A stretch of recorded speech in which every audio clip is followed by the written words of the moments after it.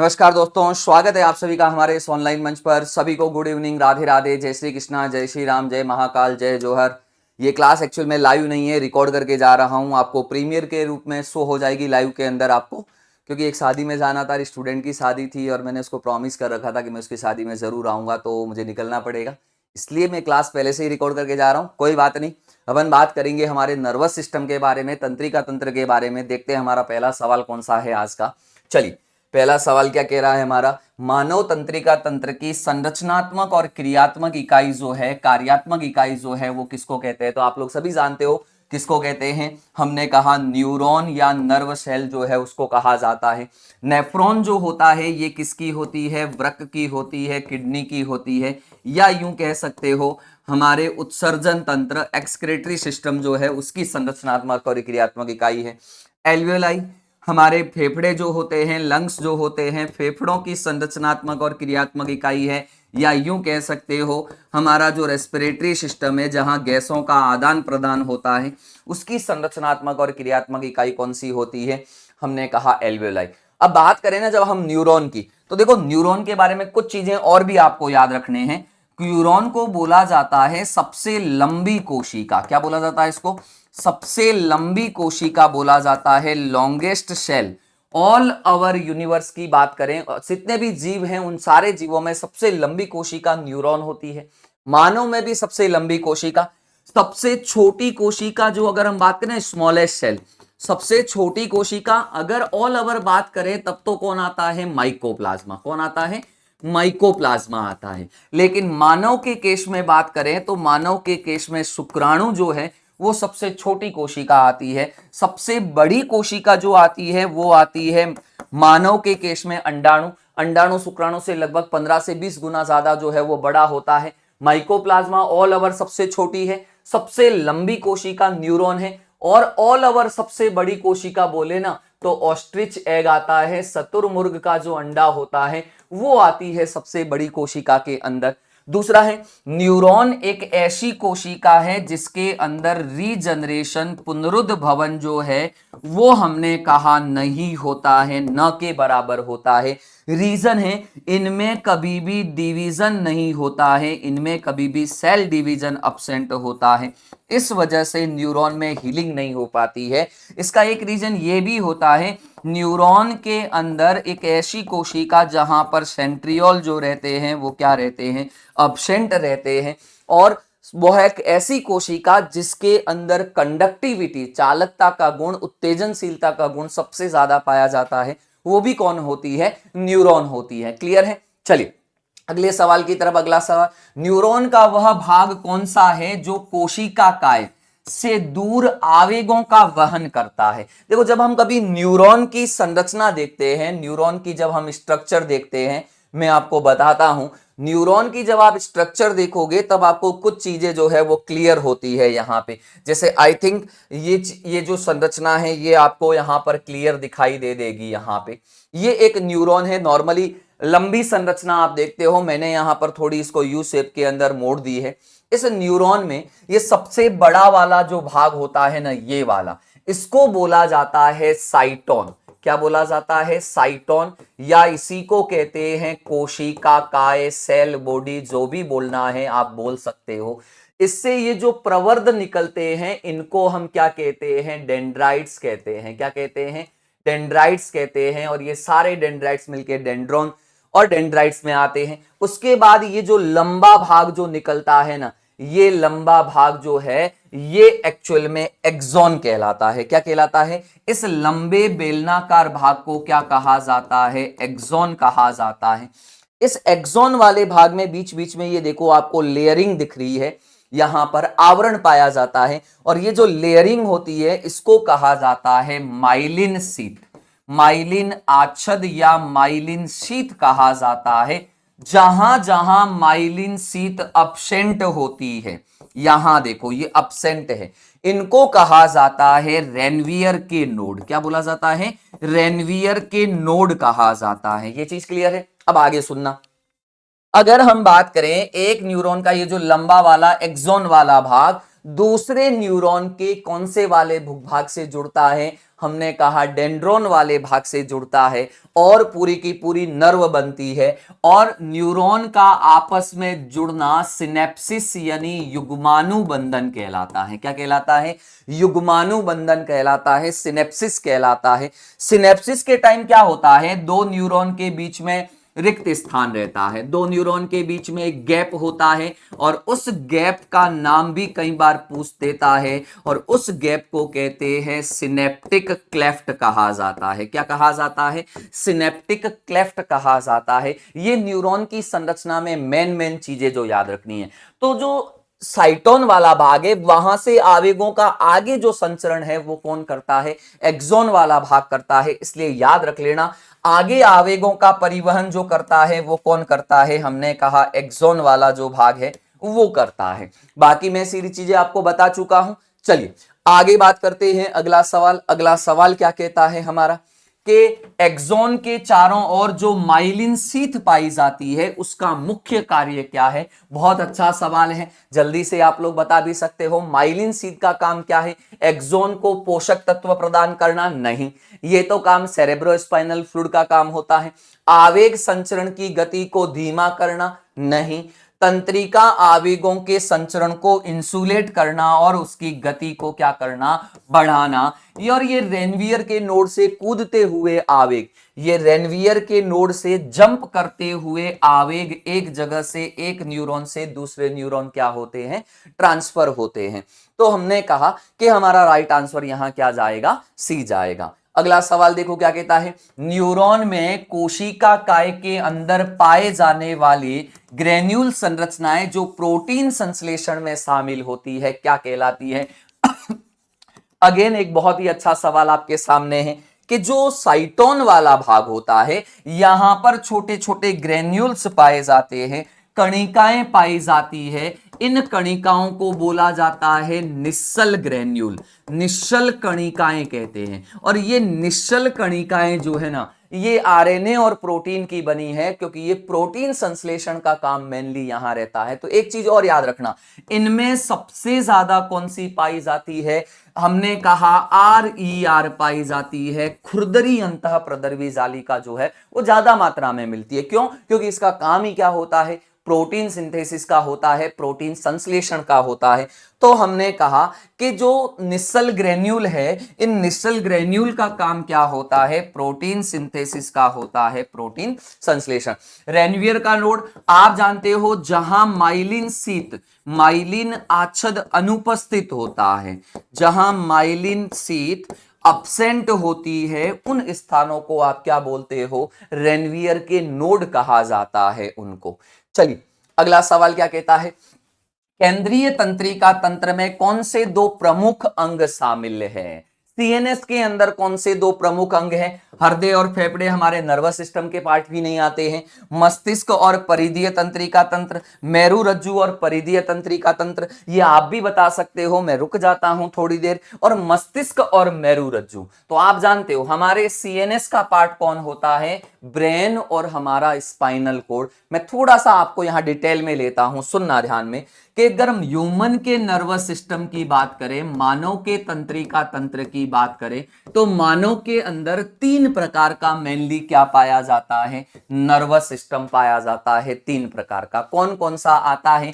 एक आता है CNS, केंद्रीय तंत्रिका तंत्र। इस केंद्रीय तंत्रिका तंत्र में 2 पार्ट आते हैं। एक कौन आता है? ब्रेन आता है। ब्रेन के अलावा कौन आती है? स्पाइनल कोड आती है, मेरु रज्जु आता है। यहां तक ठीक है? आगे सुनना। दूसरा जो आता है उसको हम PNS कहते हैं, पेरिफेरल नर्वस सिस्टम कहते हैं। इसी को हिंदी में हम क्या कहते हैं? परिधीय तंत्रिका तंत्र। क्या कहते हैं इसको हम? परिधीय तंत्रिका तंत्र कहते हैं। और परिधीय तंत्रिका तंत्र में 2 नर्व आती है, या यूं कह सकते हैं 2 टाइप की नर्व आती है। एक आती है कपालीय तंत्रिकाएं। कौन सी आती है? कपालीय तंत्रिकाएं, ये कपालीय तंत्रिकाओं को बोला जाता है क्रेनियल नर्व। और इस क्रेनियल नर्व की बात करें तो ये कपालीय तंत्रिकाएं टोटल कितने जोड़ी होती है, तो आप जानते हो ये कितने जोड़ी होती है, 12 जोड़ी। कितने जोड़ी होती है, 12 जोड़ी। ये कहां से निकलती है, मस्तिष्क से। दूसरी आती है मेरु तंत्रिकाएं। इन मेरु तंत्रिकाओं को क्या कहा जाता है, स्पाइनल नर्व। क्या बोला जाता है, स्पाइनल नर्व कहा जाता है। और ये स्पाइनल नर्व आप जानते हो 31 जोड़ी होती है। और ये कहां से निकलती है, मेरु तंत्रिकाएं मेरु रज्जु से निकलती है। क्लियर है। अब देखना, सारी मेरु तंत्रिकाएं मिक्स्ड टाइप की होती है, मिश्रित, यानी ये संवेदी भी होती है और प्रेरक भी होती है। संवेदी मतलब सेंसरी नर्व भी होती है, और कंडक्टिंग मोटर, प्रेरक मतलब मोटर नर्व, वो भी होती है। ठीक है। तीसरा जो आता है वो आता है हमारा एएनएस, ऑटोनोमस नर्वस सिस्टम, जिसको हम क्या कहते हैं, स्वायत्त तंत्रिका तंत्र। और इस स्वायत्त तंत्रिका तंत्र के दो भाग आते हैं, कौन कौन से, एक आता है अनुकंपी तंत्रिका तंत्र, सिंपैथेटिक नर्वस सिस्टम कहा जाता है। और दूसरा आता है परानुकंपी, जिसको हम क्या कहते हैं, पैरासिम्पैथेटिक नर्वस सिस्टम जो है वो कहा जाता है उसको। अब एक चीज मैं आपको और बता देता हूं, सुन लेना। ये जो कपालीय तंत्रिकाएं हैं ये 3 टाइप की होती है नेचर में। एक आती है संवेदी, संवेदी आती है, सेंसरी नर्व आती है। संवेदी में 3 जोड़ी आती है। कितनी जोड़ी आती है, 3। कौन से नंबर की आती है, पहले नंबर की आती है, दूसरे नंबर की आती है, और हमने कहा पहला हो गया, दूसरा हो गया, और दूसरा कौन सा बचा है, 8वें नंबर वाली। तो 8वीं जोड़ी वाली, 8वें नंबर वाली आ गई, पहले नंबर वाली आ गई, दूसरे नंबर वाली संवेदी हो गई। संवेदी के अलावा दूसरी नंबर आती है प्रेरक तंत्रिकाएं। कौन सी आती है, मोटर नर्व आती है। ये प्रेरक तंत्रिकाएं 5 जोड़ी होती है। कौन सी होती है, तो ये 5 जोड़ी होती है। कौन से नंबर वाली आती है, तो याद रखना, एक तो थर्ड वाली आएगी, थर्ड वाली के अलावा 4 वाली आएगी, 4 वाली के अलावा 6 वाली आएगी, और 6 के अलावा 9 और 12 नंबर वाली, सॉरी 11 और 12 नंबर वाली आती है। अब देखो 5 और 3 8 ये हो गई, तो 4 जो बची है वो मिश्रित है। 4 कौन कौन सी बची है, एक तो 5वें नंबर वाली बची है, 5वें के अलावा कौन सी बची है, तो 5वें के अलावा हमने कहा 7वें नंबर वाली बची है, 9वें नंबर वाली बची है, और 10वें नंबर वाली बची है। तो ये प्रेरक तंत्रिका, सॉरी मिश्रित तंत्रिका आएगी। तो कपालीय 12 जोड़ी, स्पाइनल 31 जोड़ी, सीएनएस में मस्तिष्क और कौन आता है, मेरुरज्जु आता है। तो ध्यान रखना भाई इसका। तो यहां हमारा कौन आ जाएगा, सीएनएस का पार्ट हमारा मस्तिष्क, और कौन आ जाता है, मेरुरज्जु आता है। अगला सवाल देखो क्या कहता है हमारा, मानव मस्तिष्क का सबसे बड़ा भाग कौन सा है जो सोच, याददाश्त और ऐच्छिक क्रियाओं को नियंत्रित करता है। मानव मस्तिष्क का सबसे बड़ा भाग होता है, हमने कहा अग्र मस्तिष्क। कौन सा वाला मस्तिष्क आता है, अग्र मस्तिष्क जो है वो सबसे बड़ा है, फोर ब्रेन। लेकिन यहां ऑप्शन में नहीं है, लेकिन ऑप्शन में देखोगे तो सेरेब्रम दिया हुआ है, जिसको हम किस नाम से जानते हैं, प्रमस्तिष्क के नाम से जानते हैं। ये सबसे बड़ा जो भाग होता है वो किसका होता है, हमने कहा हमारा जो मानव मस्तिष्क होता है उसका सबसे बड़ा भाग होता है। अरे क्लियर है। अब सुनना, मानव मस्तिष्क की अगर हम बात करें ना, तो मानव मस्तिष्क का काम, या मानव मस्तिष्क के भाग ही बता देता हूं चलो आपको। मानव मस्तिष्क को मेनली 3 पार्ट में हम डिवाइड करते हैं। सबसे पहला फोर ब्रेन आता है, जिसको हम कौन सा मस्तिष्क कहते हैं, अग्र मस्तिष्क कहते हैं। अग्र मस्तिष्क, प्रोसेंसिफेलॉन भी कहा जाता है इसको। अग्र मस्तिष्क की बात करें ना, यहां कौन कौन पाया जाता है, ये सबसे बड़ा तो है ही, ये भी याद रखना। ये टोटल मस्तिष्क का 2/3 भाग, लगभग 66 से 70% भाग टोटल मस्तिष्क का अग्र है। अग्र में सबसे पहले आता है सेरेब्रम आता है, जिसको हम क्या कहते हैं, प्रमस्तिष्क कहते हैं। क्या कहते हैं, प्रमस्तिष्क कहा जाता है। इसके अलावा कौन आता है, इसके अलावा पोन्स वेरोलाई आता है। देखो सेरेब्रम के अंदर आप जानते हो कौन से लोब पाए जाते हैं, ऑल्फैक्टरी लोब। जो गंध का ज्ञान करवाते हैं, ऑल्फैक्टरी लोब, ये हमारे अग्र मस्तिष्क का हिस्सा आते हैं, ठीक है। और ये गंध का ज्ञान है, कुत्तों में ज्यादा विकसित होते हैं, इसलिए वो गंध को बहुत जल्दी पहचान लेते हैं। सेरेब्रम के अलावा कौन आता है, तो इसके अलावा थैलेमस, थैलेमस के अलावा एपीथैलेमस, हालांकि इसी के पार्ट है ये तीनों एक ही, एपीथैलेमस, और एपीथैलेमस के अलावा कौन आता है, हाइपोथैलेमस। तो ये हमारे अग्र मस्तिष्क के भाग आते हैं। फिर आता है हमारा कौन सा वाला मस्तिष्क, मध्य मस्तिष्क, जिसको हम मीजेनसेफलॉन कहा जाता है। तो मध्य मस्तिष्क को क्या कहा जाता है, मीजेनसेफलॉन कहा जाता है। और ये जो मध्य मस्तिष्क है, इसमें मेनली आपको जो याद रखने हैं, मध्य मस्तिष्क मीजेनसेफलॉन कहा जाता है। और मध्य मस्तिष्क में आप जानते हो कौन से वाले लोब पाए जाते हैं, ऑप्टिक लोब पाए जाते हैं। कौन से लोब पाए जाते हैं, ऑप्टिक लोब जो वाला भाग होता है हमारे मध्य मस्तिष्क का, वो हमारा जो आता है वो। तो मध्य मस्तिष्क में एक तो याद रखना कौन सा है, कार्पोरा क्वाड्रिसेमिना करके पाया जाएगा आपके, ये भी याद रखना। और इसके अलावा जो आता है वो हमने कहा कौन सा आता है, ऑप्टिक लोब जो आते हैं वो भी आते हैं, जो हमने कहा देखने का, जहां विजन सेंटर होता है। तीसरा जो आता है वो आता है पश्च मस्तिष्क। पश्च मस्तिष्क को कहा जाता है रोम्बेनसेफलॉन। क्या बोला जाता है, रोम्बेनसेफलॉन कहा जाता है।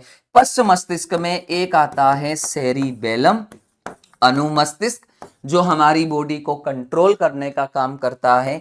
इसके अलावा कौन पाया जाता है, मेड्यूला ओब्लांगेटा, मेड्यूला ओब्लांगेटा पाया जाता है।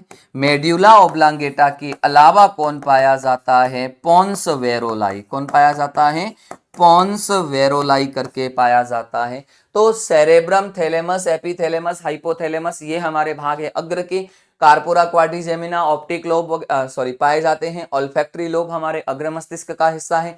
यहां पर एक चीज और पाई जाती है, क्रूरा सेरेब्री, क्रूरा सेरेब्री करके है, वो भी थोड़ा सा याद रख लेना, वो यहां पर पाई जाती है। सेरिबेलम, मेडुला ऑब्लांगेटा, पोन्स वेरोलाई हमारे किसके भाग हो गए, हमने कहा पश्चिम मस्तिष्क के भाग हो गए। क्लियर है, यहां पे आगे बढ़े। चलिए अगला सवाल देखो क्या कहता है, शरीर का संतुलन बनाए रखने और मुद्रा के समन्वय के लिए मस्तिष्क का कौन सा भाग जिम्मेदार है। शरीर का संतुलन बनाए रखने का काम कौन करता है, जल्दी बताओ। क्या पोन्स करता है, इसमें तो न्यूमोटॉक्सिक केंद्र पाया जाता है। हाइपोथैलेमस, हाइपोथैलेमस के अंदर टेम्परेचर, टेम्परेचर के अलावा इमोशन का सेंटर है, सुख दुख है, प्यार है, घृणा है, और भूख लगना है, ये यहां पर भावनाओं का केंद्र, इमोशन का केंद्र hypothalamus. Medulla oblongata, medulla oblongata में अनैच्छिक क्रियाओं का केंद्र पाया जाता है। जितनी भी अनैच्छिक क्रियाएं हमारी बॉडी में होती है, उल्टी आना है, हार्ट बीट है, हमने कहा रेस्पिरेटरी रेट है, इसके अलावा हमारी बॉडी के इंटरनल ऑर्गन में जो मूवमेंट होते हैं, आंतरिक अंगों के अंदर जो गतियां होती है, स्टोमक में गति हो, छोटी आंत में हो, बड़ी आंत में हो, इसोफेगस में हो, ये सारे मूवमेंट हमारे मेडुला ऑब्लांगेटा के अंदर कंट्रोल है। सेरिबेलम ऐसा होता है जो हमारी बॉडी का बैलेंस करता है, और इसके अलावा हमने कहा ऐच्छिक क्रियाओं की कंट्रोलिंग करने का काम भी करता है, और ये अनैच्छिक क्रियाओं का आता है। सेरिबेलम को कहा जाता है, हाइग्रोस्कोपिक कहा जाता है, हाइग्रोस्कोप कहा जाता है, हमारे शरीर का जो है वो कहा जाता है। क्लियर। चलिए अगला सवाल देखो, जल्दी से फटाफट आप पढ़ लो। अगला, मस्तिष्क का कौन सा भाग भूख, प्यार और अगर हम बात करें शरीर के तापमान को कंट्रोल करता है, तो हमने कहा कौन सा आता है, जल्दी से देखो। भूख, प्यास, टेम्परेचर मैंने आपको पीछे बताया है, और वो कौन आता है, हमारा हाइपोथैलेमस जो है। और वो हाइपोथैलेमस हमारे कौन से मस्तिष्क का हिस्सा है, फोर ब्रेन का पार्ट होता है, अग्र मस्तिष्क जो होता है उसका भाग होता है। किसका भाग होता है, अग्र मस्तिष्क जो है उसका भाग होता है। अब सुनो, ये बॉडी का टेम्परेचर देखो, बॉडी का नॉर्मल टेम्परेचर कितना होता है, बॉडी का नॉर्मल टेम्परेचर जो आता है वो आता है 98.6 डिग्री फ़ारेनहाइट, 37 डिग्री सेल्सियस, या 310 केल्विन जो है वो आता है। ये तीनों चीजें हैं। अब क्या होता है, अगर कभी बॉडी का टेम्परेचर कम हो गया, अगर बॉडी का टेम्परेचर कम हो गया, तो हाइपोथैलेमस में एक सेंटर पाया जाता है, एंटी ड्रॉप सेंटर। वो इसका अपोजिट करता है। वो क्या करता है, हाइपोथैलेमस को सूचना देगा। हाइपोथैलेमस जो है वो वॉल्यूंट्री मसल्स के अंदर ऐच्छिक पेशियों में वो कैसा संकुचन स्टार्ट करता है, अनैच्छिक संकुचन। ऐच्छिक पेशियों में कैसा संकुचन स्टार्ट करता है, अनैच्छिक संकुचन स्टार्ट करता है। इनवॉल्यूंट्री कॉन्ट्रैक्शन, इनवॉल्यूंट्री मसल्स इसको बोला जाता है। और इसकी वजह से बॉडी में सिवरिंग होती है, कंपकपी होती है, जॉइंट के बीच में फ्रिक्शन होता है, फ्रिक्शन से एनर्जी उत्पन्न होती है और बॉडी का टेम्परेचर बढ़ता है। ये कहानी है। और जब कभी भी बॉडी का टेम्परेचर बढ़ जाता है, ये स्वेट ग्लैंड को एक्टिवेट कर देता है, श्वेत ग्रंथियों को सक्रिय कर देता है, जिससे क्या आता है, पसीना आता है। पसीने के कारण वेपोराइजेशन होगा, वाष्पीकरण होगा। और सबसे एक इंपॉर्टेंट बात बता रहा हूं, केमिस्ट्री के अकॉर्डिंग याद रखना, वाष्पीकरण एक प्रकार का ऊष्माशोषी प्रक्रम है। ये एनर्जी लेके उड़ जाएगा, तो बॉडी की एनर्जी धीरे धीरे क्या होगी, कम होगी। यहीं सरफेस पर पसीना आएगा, भाप के रूप में उड़ जाएगा, तो बॉडी की हीट लेकर जाता है। तो धीरे धीरे बॉडी का टेम्परेचर क्या होता है, हमने कहा बॉडी का टेम्परेचर धीरे धीरे क्या हो जाता है, डाउन हो जाता है। ये जो काम होता है ना, वो हमारा कौन सा आता है, ये काम करता है हमारा ऐसे हाइपोथैलेमस। आगे बढ़े, चलिए अगला सवाल क्या कहता है, मस्तिष्क का वह भाग जो अनैच्छिक क्रियाओं का, श्वास, हृदय की धड़कन को नियंत्रित करता है, वो कौन सा है। और मैं आपको इसके बारे में पहले ही बता चुका हूं, मेड्यूला ओब्लांगेटा। और ये मेड्यूला ओब्लांगेटा किसका हिस्सा है, रोम्बेनसेफेलोस, हाइंड ब्रेन, पश्च मस्तिष्क, कुछ भी बोलो, जो भी बोल सकते हो। अब सुनना कि इस मेडुला ओब्लांगेटा के अंदर वास्तव में अनैच्छिक क्रियाओं में आता कौन कौन है, तो एक एक करके मैं आपको बताता हूं। सबसे पहले बात करते हैं हृदय की गति, हार्ट बीट, ये इसको कंट्रोल करता है। इसके अलावा रेस्पिरेशन, रेस्पिरेशन के अलावा पाचन यानी डाइजेशन, डाइजेशन के अलावा ब्लड प्रेशर यानी रक्तदाब, ये अनैच्छिक क्रियाओं में आई गई। इसके अलावा हमारी जो आहार नाल है, उस आहार नाल की जो गतियां होती है, जो क्रमांकुचन गतियां होती है, उल्टी आना, ये इसमें भी शामिल है। भोजन को निगलना जो है, ये भी इसके अंदर किसका काम होता है, मेड्यूला ओब्लांगेटा का काम होता है। हमारी जो ग्रंथियां होती है, जिनसे एंजाइम निकलते हैं, हार्मोन निकलते हैं, ये सारा भी किसके कंट्रोल में है, मेड्यूला ओब्लांगेटा। जो अनैच्छिक क्रियाएं हैं, उल्टी है, खांसी है, जो वेसल्स होती है उनका फैलना, उसका सिकुड़ना, छींक आना, हिचकी आना, ये सब किसके कंट्रोल में होते हैं, मेड्यूला ओब्लांगेटा के कंट्रोल में। याद रहेगा। आगे बढ़े, अगला सवाल। अगला सवाल क्या कहता है, मानव शरीर में पीएनएस में कितनी जोड़ी स्पाइनल तंत्रिकाएं मौजूद रहती है। ये तो मैं आपको बता चुका हूं, फटाफट जल्दी से बताइए, पीएनएस के अंदर कितने जोड़ी, हमने कहा स्पाइनल तंत्रिकाएं जो है वो मौजूद रहती है, फटाफट बता दीजिए जल्दी से थम करके। देखो पीएनएस, पी जो है परिधीय तंत्रिका तंत्र, परिधीय तंत्रिका तंत्र के अंदर आप जो जानते हो, दो तरह की तंत्रिकाएं आती है। एक आती है क्रेनियल, मैं आपको पीछे ही बता चुका हूं, कपालीय तंत्रिकाएं। ये कपालीय तंत्रिकाएं कितने जोड़ी होती है, 12 जोड़ी होती है। इसके अलावा मेरु तंत्रिकाएं आती है, स्पाइनल नर्व आती है। स्पाइनल नर्व कितने जोड़ी है, 31 जोड़ी है। कितने जोड़ी है, 31 जोड़ी है। आप शायद आप चाहो तो उसका नाम भी बता सकते हो, ठीक है, 31 जोड़ी स्पाइनल। लेकिन इतना याद रखना, ये सभी मिश्रित होती है, यानी चालक और संवेदी दोनों टाइप की होती है, यहां पर ये चीज होती है। याद रहेगा। अब देखो कई बार एक सवाल आता है, बहुत बार मैंने कुछ सवाल ऐसे देखे, शायद अपने आए नहीं है, पर मैं आपको बता देता हूं। हमारे जो अग्र मस्तिष्क है, सेरेब्रम है, उस सेरेब्रम में टोटल 5 टाइप के लोब होते हैं, 5, फ्रंटल, पेराइटल, टेम्पोरल, ऑक्सीपिटल, ऐसे करके आते हैं। अब कुछ कुछ है जो मैं आपको बताता हूं, जैसे फ्रंटल लोब है ना, फ्रंटल लोब का मेन काम क्या होता है, पहले तो वो याद रखना। फ्रंटल लोब जो होता है, ये अनैच्छिक गतियों का केंद्र होता है। अनैच्छिक गतियां जो होती है पेशियों में, उसका केंद्र फ्रंटल लोब में आता है। इसके अलावा पेशियों की जो ऐच्छिक गति है, उसका कंट्रोल, हाथ सीधा करना, हाथ यूं करना, संकोचन करना, प्रसारण करना, ये भी कहीं ना कहीं किसके कंट्रोल में है, फ्रंटल लोब के अंदर। अब ने कहा मैं कुछ बोलना चाह रहा हूं, उसका जो उच्चारण है उसको भी कंट्रोल करने का, हालांकि क्रूरा सेरेब्री वाला पर्सन आता है, लेकिन उसका जो मूवमेंट है उच्चारण का वो एक्चुअल में किसके हाथ में है, फ्रंटल है। फ्रंटल के अलावा एक लोब आता है पैराइटल। कौन सा लोब आता है, पैराइटल लोब आता है। पैराइटल लोब के अंदर क्या क्या याद रखना है, पैराइटल लोब के अंदर सामान्य संवेदनाएं, याद रखना नॉर्मल जो सेंसेशन है सामान्य संवेदनाएं हैं, और सामान्य संवेदनाओं की अगर हम बात करें, दर्द है, स्पर्श है, टेम्परेचर का अनुभव होना, ये पैराइटल लोब का है। एक याद रखना कौन सा वाला लोब आता है, टेम्पोरल लोब। कौन सा लोब आता है, टेम्पोरल लोब आता है। टेम्पोरल लोब के अंदर क्या होता है, सुनने का, श्रवण शक्ति जो होती है, ध्वनि से रिलेटेड तारत्व और लय और इनकी जो व्याख्या है, ये जो होता है ये कहाँ होता है, टेम्पोरल लोब में होता है। आगे बढ़े, चलिए भाई, चलिए देखते हैं। ठीक है, 25 मिनट।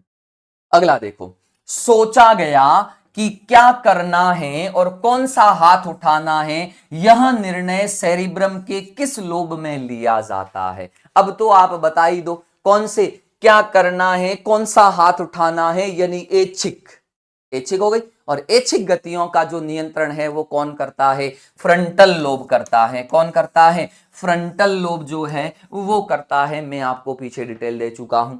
अगला सवाल क्या कहता है, मस्तिष्क में संवेदी सूचनाओं के लिए रिले सेंटर का काम, रिले सेंटर के रूप में। जल्दी से फटाफट इसका आंसर आपकी बता सकते हो, मैं रुक जाता हूं थोड़ी देर के लिए। तो याद रखना कौन कौन सा रिले सेंटर का जो काम है वो कौन करता है। आप जानते हो रिले सेंटर सारी सूचनाओं को फैलाना, मुख्य प्रसारण केंद्र, जैसे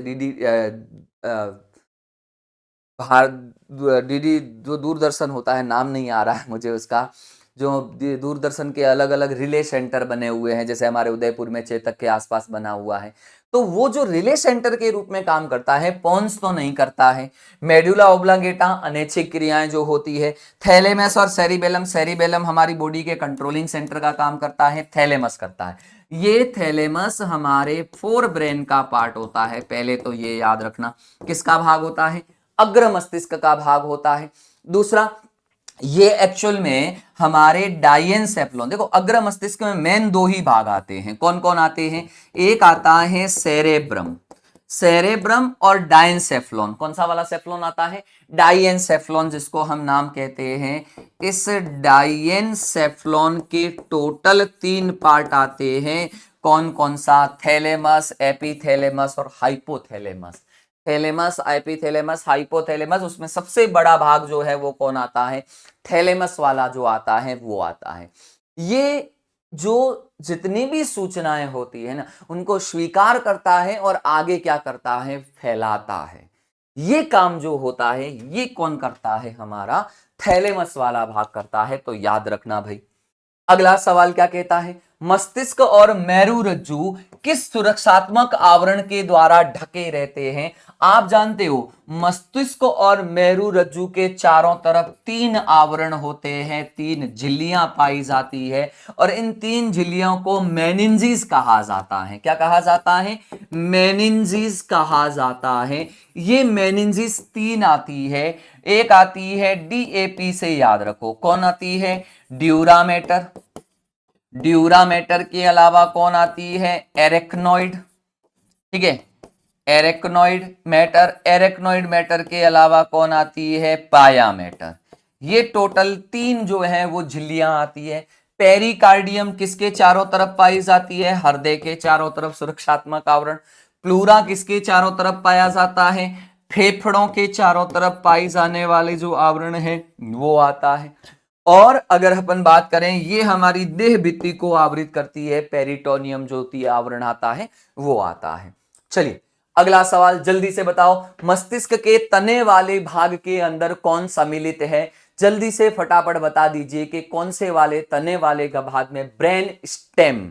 मैं आपको एक स्ट्रक्चर दिखाता हूं, चलो उससे क्या पता आपको थोड़ा आइडिया हो जाए। ब्रेन स्टेम की बात करें, मस्तिष्क के तने की बात करें, हालांकि देखो ये वाला जो डायग्राम है ये मैंने पहले आपको बताया भी था। ब्रेन स्टेम, ब्रेन का तना, ब्रेन की जड़, ये रही ब्रेन की जड़।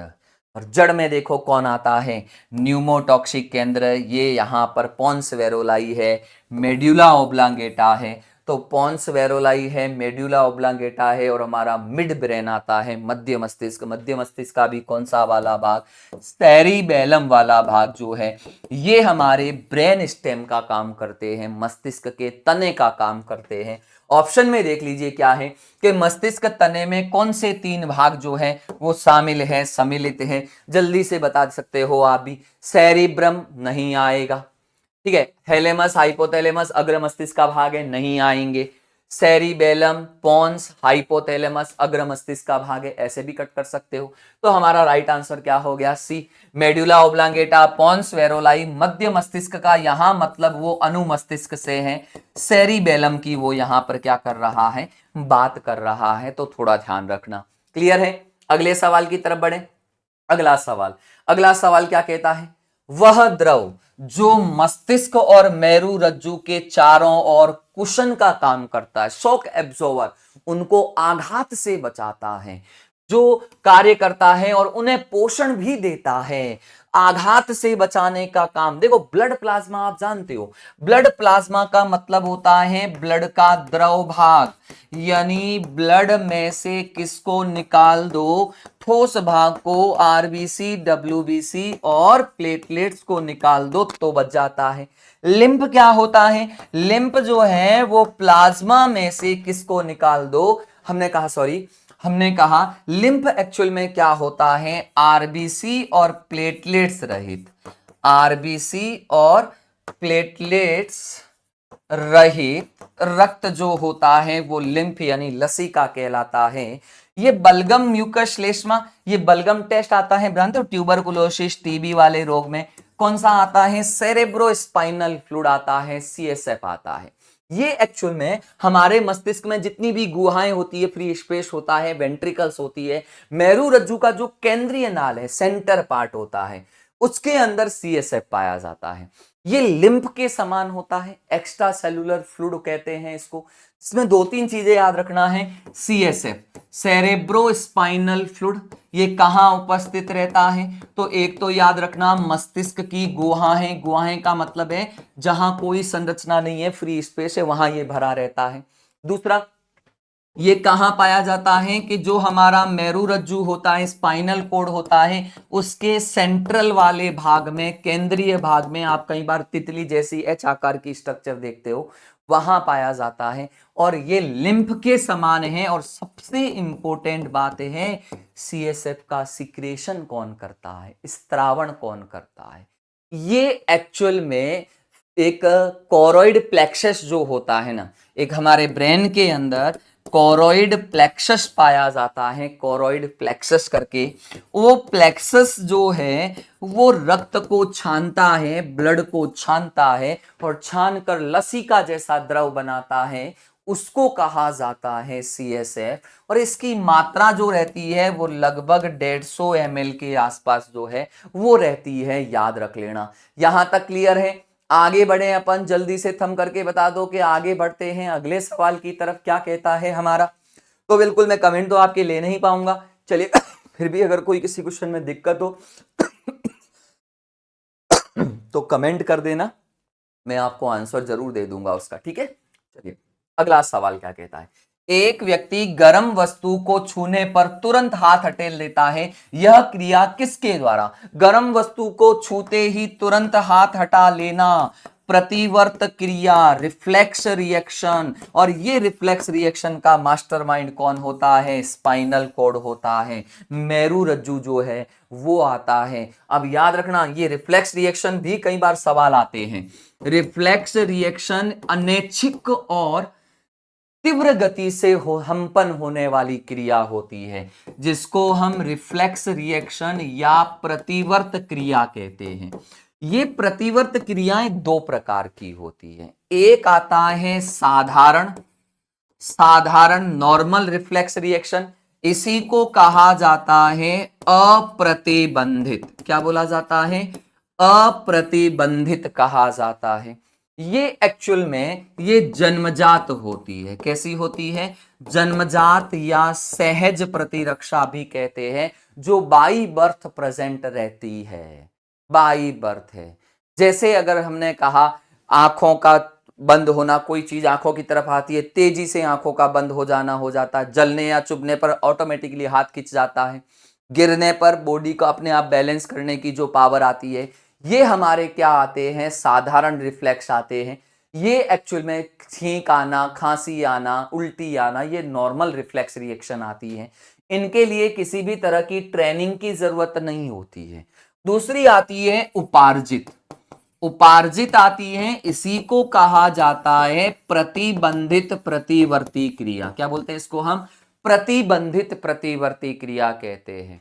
ये जन्मजात नहीं होती है, ये बाद में उत्पन्न होती है। और ये किस पर आधारित होती है? पिछले अनुभव के आधार पर आधारित होती है। ये ट्रेनिंग पर आधारित होती है, प्रशिक्षण पर आधारित होती है, ये सीखने पर आधारित होती है। गाड़ी चलाना, बाइक चलाना, ये जो गाड़ी चलाना है, ये सारी चीजें यहां आती है। इसके बारे में सबसे पहले पावलोव ने बताया था। किसने बताया था? पावलोव करके, वो कुत्ते वाला परीक्षण, घंटी बजा के खाना देना, तो लार का ऑटोमेटिकली श्रावण होना खाना देखकर, वो उपार्जित या प्रतिबंधित है। शुरुआत में जब आप सीखते हो, जैसे डांस सीखते हो, गाड़ी चलाते हो, तब तो ये ऐच्छिक होती है, लेकिन बाद में धीरे धीरे ये क्या हो जाती है? अनैच्छिक हो जाती है। ठीक है भाई? तो ये चीजें हैं हमारी रिफ्लेक्स रिएक्शन।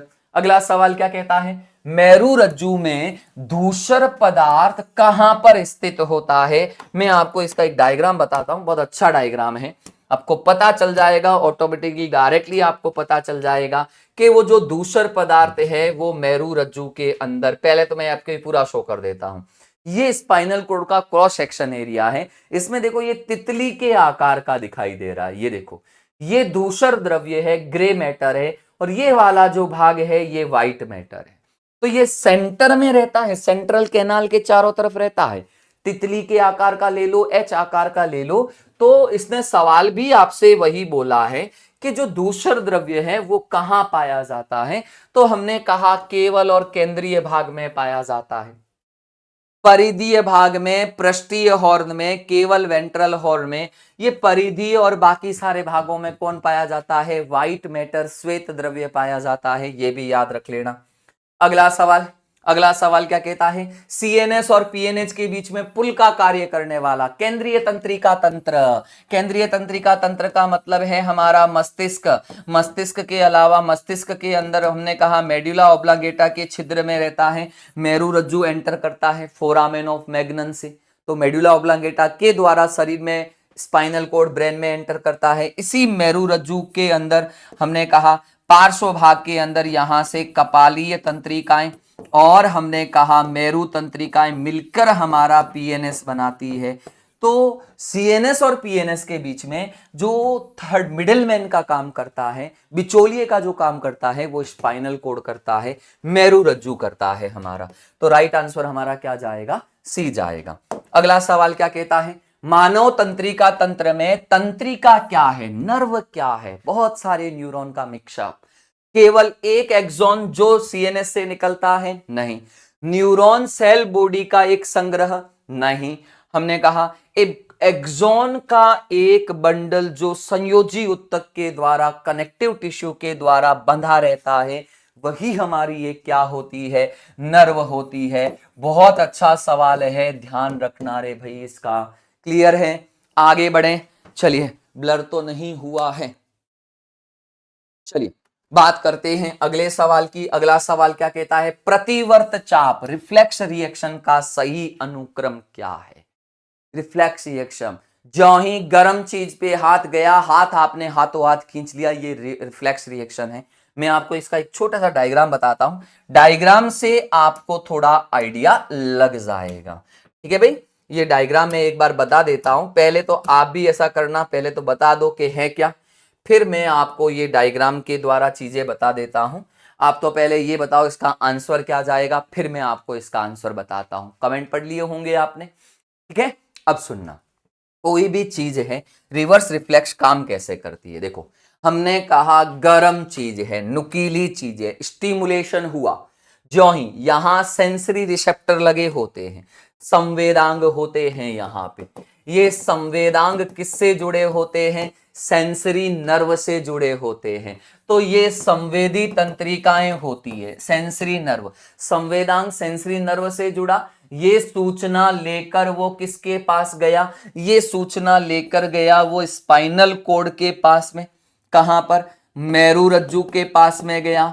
मेरू रज्जु ने इसका एनालिसिस किया, एनालिसिस करने के बाद में ये सूचना ब्रेन के पास गई। ब्रेन और मेरू रज्जु ने ये पाया कि भाई अगर हाथ जल रहा है, नुकीली चीज है, तुम हाथ हटा लो वहां से। तो ये सूचना रिले न्यूक्रॉन के द्वारा ये आती है मोटर न्यूरॉन, चालक न्यूरॉन जो आते हैं, प्रेरक न्यूरॉन जो आते हैं वो आते हैं। ये प्रेरक न्यूरॉन सूचना लेकर आते हैं मसल्स के अंदर, और मसल्स में कॉन्ट्रेक्शन होता है और हाथ खींच लिया जाता है। तो स्टिमुलेशन, सेंसरी रिसेप्टर, संवेदी न्यूरॉन, मेरुरज्जु, ब्रेन, मोटर न्यूरॉन और इफेक्टिव ऑर्गन, और हाथ खींच लिया, ये काम आता है। तो सबसे पहले कौन आता है, रिसेप्टर। रिसेप्टर के बाद मोटर न्यूरॉन नहीं आएंगे, सेंसरी न्यूरॉन आएंगे। तो रिसेप्टर, और रिसेप्टर के बाद में सीएनएस डायरेक्ट नहीं आएगा, सीएनएस मतलब स्पाइनल कोड, और कौन आते हैं, न्यूरॉन। तो इफेक्टर जो प्रभावित हुआ है, सॉरी रिसेप्टर जिसने संवेदनाओं को ग्रहण किया है, संवेदी न्यूरॉन, सीएनएस पे गया, मोटर न्यूरॉन और इफेक्टर पे आया, बिल्कुल सही बात है। तो हमारा यहां पर राइट आंसर क्या जाएगा, सी वाला जो है वो राइट आंसर जाएगा। अगला सवाल देखो क्या कहता है हमारा, परिधीय तंत्रिका तंत्र की आगे कितने मुख्य भागों में बांटा जाता है। देखो परिधीय तंत्रिका तंत्र से दो प्रकार की नर्व निकलती है, क्रेनियल और स्पाइनल, कपालीय और मेरू। कपालीय 12 जोड़ी होती है, और स्पाइनल जो होती है वो हमने कहा 31 जोड़ी होती है। अब याद रख लेना, दो सेरेब्रम सेरिबेलम सीएनएस का हिस्सा है, संवेदी, मोटर और मिश्रित, ये 3 प्रकार की नर्व आती है, बिल्कुल सही बात है। ये कह रहा है ये हमारे जो है, और तीसरा कह रहा है कि 2 प्रकार का है, कायिक और स्वायत्त, सोमेटिक और ऑटोनॉमिक, बिल्कुल सही बात है। तो पीएनएस के 2 पार्ट आते हैं, वो स्वायत्त तंत्रिका तंत्र अलग से जो आता है उसके 2 पार्ट आते हैं, सिंपैथेटिक और पैरासिम्पैथेटिक हमारे। अगला सवाल, स्वायत्त तंत्रिका तंत्र का कौन सा भाग फ्लाइट या फाइट प्रतिक्रिया, फ्लाइट या फाइट तब आता है जब एड्रीनलिन का सिक्रेशन होता है। ये इनडायरेक्टली सवाल पूछा है, बहुत अच्छा और बहुत सिंपल है, लेकिन बहुत अच्छा सवाल है। तो ध्यान रखना इसका कि सिंपैथेटिक और पैरासिम्पैथेटिक जो आते हैं, परानुकंपी और अनुकंपी, तो याद रख लेना ये जो काम आता है, जो एड्रिनलिन का सिक्रेशन, ये सिंपैथेटिक नर्वस सिस्टम करता है, अनुकंपी तंत्रिका तंत्र है वो करता है। मैं आपको थोड़ा सा जानकारी दे देता हूं, अनुकंपी और परानुकंपी कौन कहां, मेन चीजें आपको बता देता हूं। सबसे पहला याद रख लेना, सिंपैथेटिक नर्वस सिस्टम कौन से न्यूरोट्रांसमीटर रिलीज करता है, तो याद रखना एसिटिल कोलिन करके आता है, एसिटिल कोलिन करके जो आता है केमिकल ट्रांसमीटर है यहां पे मान। यहां एसिटिल कोलिन के साथ में एक और आता है जिसको हम कहते हैं सिंपैथेटिन। यहां केवल एक ही ट्रांसमीटर, केमिकल ट्रांसमीटर आता है जिसको हम क्या कहते हैं, एसिटिल कोलिन कहते हैं, याद रखना। ये ब्लड प्रेशर बढ़ाता है सिंपैथेटिक, ये ब्लड प्रेशर कम करता है, एक तो।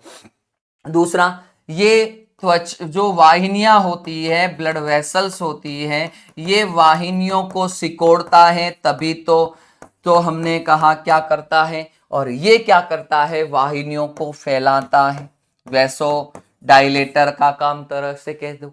ये हृदय की जो बात करें, फेफड़े समझ लो, फेफड़ों को फैलाने का काम ये करता है, सिकोड़ने का काम ये करता है, कौन, हमारा जो परानुकंपी तंत्रिका तंत्र। इसके अलावा अगर हम बात करें आंखों की पुतली, आंखों की पुतली फैलाने का काम अनुकंपी, सिकोड़ने का काम ये करता है, हार्ट बीट बढ़ाने का काम ये करता है, घटाने का काम ये करता है, एड्रेनलिन का सिक्रेशन बढ़ाता है, ये घटाता है, श्वसन दर बढ़ाता है, घटाता है, ऐसे याद रख सकते हो। अगला सवाल क्या कहता है, इसका आंसर दे दिया था अपन ने, बिल्कुल। अगला, वह प्रक्रिया जिसके द्वारा एक तंत्रिका आवेग सिनेप्स के माध्यम से संचरित होता है, सिनेप्सिस के माध्यम से एक जगह से दूसरी जगह संचरित होता है, परासरण, विस्तारण या केमिकल ट्रांसमिशन। तो किसके द्वारा होता है, केमिकल ट्रांसमिशन के द्वारा आवेग जो होता है एक सिनेप्स के माध्यम से आगे कहां होता है, ट्रांसफर होता है। अगला सवाल, कौन सा न्यूरोट्रांसमीटर मुख्य रूप से उत्तेजक है और मांसपेशियों के संकुचन में शामिल है, तो कौन आएगा, एसिटिल कोलिन करके जो है वो आता है। रक्त वाहिनियों के संकुचन में सेरोटोनिन, ये वैसो कॉन्ट्रैक्टर का काम करता है वहां पे। चलिए अगला सवाल, क्रियात्मक विभव के दौरान न्यूरॉन की झिल्ली में कौन सी आयन की घटना डीपोलराइजेशन का काम करती है, विध्रुवण का काम कौन करती है। जब देखो, जब हमने कहा न्यूरॉन के कोई आवेग नहीं आ रहा हो, रेस्ट कंडीशन में हो, तब न्यूरॉन में बाहर की तरफ सोडियम आयन ज्यादा रहते हैं, तो बाहर पॉजिटिव विभव रहता है, अंदर नेगेटिव रहता है। लेकिन जब डीपोलराइजेशन होता है, कोई इंपल्स आता है, तो वो वोल्टेज गेटेड चैनल खुलते हैं और सोडियम आयन अंदर की तरफ क्या होते हैं, प्रवाहित होते हैं। उस वजह से क्या होता है, डीपोलराइजेशन होता है। तो याद रखना, अंदर की ओर Na+ आयनों का अंतर प्रवाह जो होता है वो एक्चुअल में किसका कारण बनता है, डीपोलराइजेशन का कारण बनता है। क्लियर है। अगला सवाल, निम्नलिखित में से कौन सा तंत्रिका तंत्र का भाग नहीं है, नर्वस सिस्टम का कौन पार्ट नहीं है। मस्तिष्क तना, ये हमारे मस्तिष्क का भाग है, मस्तिष्क CNS का भाग है। सेंसरी नर्व, ये हमारे नर्वस सिस्टम का पार्ट है। मेडुला ऑब्लंगेटा मस्तिष्क का भाग है जो CNS का पार्ट है। एल्वियोलाई, ये एल्वियोलाई एक्चुअल में लंग्स के अंदर फेफड़ों में पाई जाती है, जो फेफड़ों की संरचनात्मक और क्रियात्मक इकाई होती है। यही एक्चुअल में गैसों का एक्सचेंज करती है, विनिमय करती है, एक्चुअल में एल्वियोलाई। ठीक है। अगला सवाल देखो, आराम की स्थिति में न्यूरॉन की बाहरी झिल्ली पर क्या चार्ज होता है। मैंने आपको बताया ना, बाहरी झिल्ली पर सोडियम आयन ज्यादा रहेंगे तो कैसा चार्ज रहेगा, पॉजिटिव चार्ज रहेगा, धनात्मक आवेश जो है वो रहता है वहां पर। अगला देखो क्या कह रहा है, मानव शरीर में PNS की कपालीय तंत्रिकाओं की संख्या, क्रेनियल नर्व कितनी है, 12 में से ही 3 पार्ट बोलते हैं। कौन कौन सी, संवेदी कितने जोड़ी होती है, 3 जोड़ी, मैंने आपको पहले डिटेल में बताया है। उसके अलावा कौन आती है, प्रेरक, मोटर नर्व आती है। प्रेरक कितने जोड़ी होती है, 5 जोड़ी होती है। और दोनों का मिक्सअप जो दोनों काम करती है वो कितने जोड़ी होती है, तो हमने कहा 4 जोड़ी होती है। अरे क्लियर। आगे बढ़े, अगला सवाल देखो, निम्नलिखित में से कौन सा कार्य परानुकंपी तंत्रिका तंत्र से संबंधित नहीं है, परानुकंपी तंत्रिका तंत्र से संबंधित नहीं है, कौन सा कार्य। हृदय गति को धीमा करना, करता है यही काम। आंखों की पुतली को संकुचित करना, यही काम करता है। पाचन को उत्तेजित करना, यही काम करता है कौन, हमारा ये वाला। एड्रेनलिन का सिक्रेशन नहीं, ये एड्रेनलिन को रोकता है कौन, पैरासिम्पैथेटिक। सिक्रेशन करवाने का काम सिंपैथेटिक करता है। तो ये काम जो है वो परानुकंपी से संबंधित नहीं आता है हमारा। और ये थी हमारी क्लास। हो सकता है आज थोड़ा मैंने फास्ट पढ़ाया हो, बट कोई ना, कल अपन बात करेंगे। देखो, तंत्रिका तंत्र हो गया, अंतःस्रावी तंत्र हो गया, अब अपन बात करेंगे पोषण, कार्बोहाइड्रेट, वसा, प्रोटीन, विटामिन। कल वाला चैप्टर हमारा है, तो कल अपन 8 बजे लाइव मिलेंगे। आज वाली क्लास लाइव नहीं हो पाई, पर कोई बात नहीं, आपको क्लास डिलीवर हो गई है। क्लास कैसी लगी कमेंट करके जरूर बताना, और मिलते हैं। जय हिंद, जय भारत।